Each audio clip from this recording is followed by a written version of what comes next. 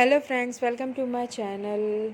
जय माता दी। आज है अष्टमी का दिन और हमारे यहाँ होती है नवमी पूजन, जो कि रात में होती है 12 के बाद, जब दूसरा पहर लग जाता है। तो हम यूपी बिहार से बिलोंग करते हैं, तो चलिए आप सभी को दिखाते हैं कि हमारे यहाँ पे नवमी पूजन किस तरह होती है।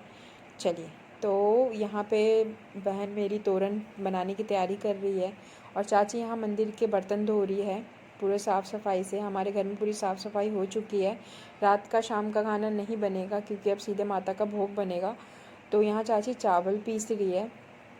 चावल को सिलबट्टे पे पीस रही है क्योंकि ये जो सारा प्रसाद होता है, ये पूरी तरह से जिस तरह पुराने ज़माने में हम चूल्हा और सिलबट्टा यूज़ करते थे उसी तरह से होगा। अब चावल पीसने के बाद मम्मी और चाची मंदिर के अंदर आ गए हैं। यहाँ पे लोग कलश रखने की तैयारी कर रहे हैं। तो चाची 2 कलश रखती है और मम्मी एक। मम्मी इसलिए एक रखती है क्योंकि मेरे पापा नहीं मम्मी ने कलश रखी है, और उधर चाची 2 कलश रखी है, एक चाचा के लिए और एक बच्चों के लिए। तो चलिए देखते हैं इन लोग कलश रखने के बाद किस तरह पूजा करते हैं।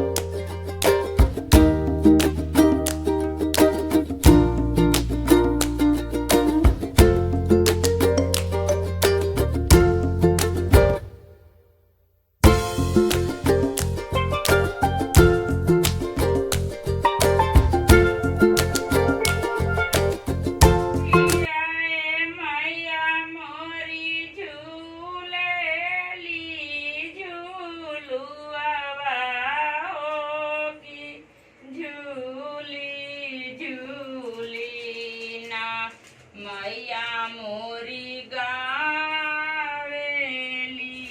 गीतिया की झूली झूली ना झूलाती मैया के लगले पियसिया की चाली मैया मोरी मौला होरियावा सोच मैया चाली भाई। कलश रखने के बाद चाची ने जो चावल पीसी थी उसमें हल्दी मिक्स कर रही है, क्योंकि इससे चाची दीवार पर अपने हाथों से निशान बनाएगी।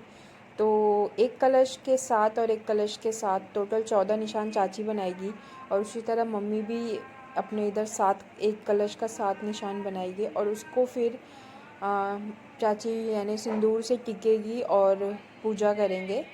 तो ये एक प्रतीक होता है। अब ये देखिए किस तरह से करते हैं।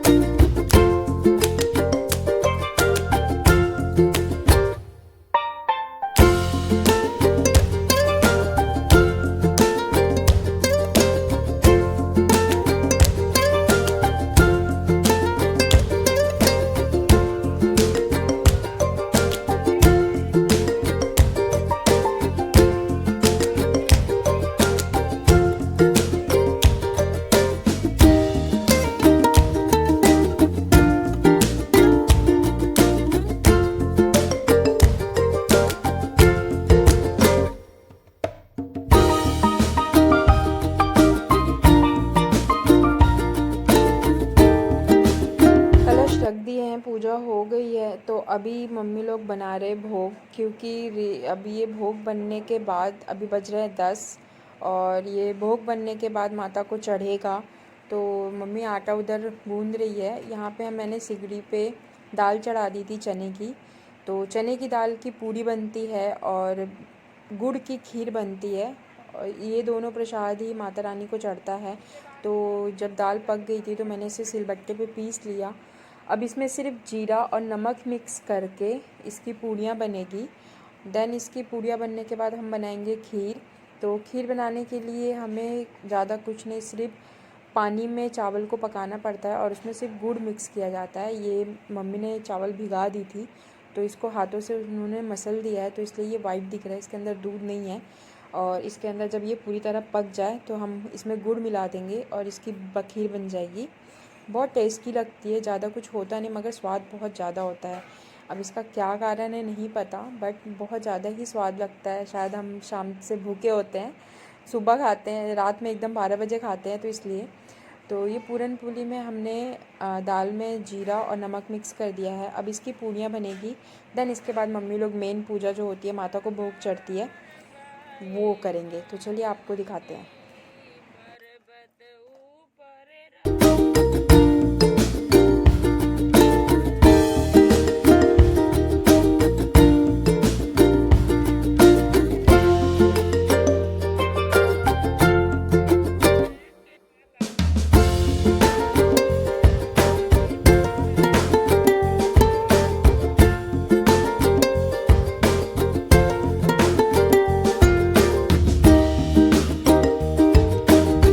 प्रसाद बनने के बाद मम्मी और चाची मंदिर में फिर से आ गए हैं। तो यहाँ पे चढ़ रहा है माता को प्रसाद। तो माता को प्रसाद यहाँ पे इस तरह चढ़ाते हैं। जो पूड़ियाँ बन चुकी है, हर कलश के लिए 7 पूड़ियाँ रखनी हैं जोड़े में, यानी टोटल 14 पूड़ी होगी एक के ऊपर एक। उसको नीचे ज़मीन पर रख कर उसमें बखीर जो हम बनाए हैं उसे रख कर और उसकी पूजा होती है। देन इसके बाद मम्मी लोग आगे का काम करेंगे। चलिए देखते हैं।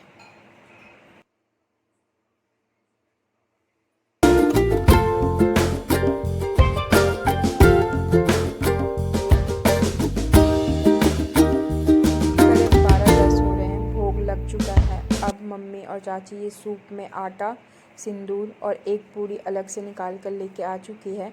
जहाँ पे भी कलश रखा हुआ है वहाँ से लेकर अपने मेन गेट तक के, जो गेट का द्वार होता है, वहाँ तक के मम्मी लोग ये इस तरह से आटे से रंगोली बनाएंगी।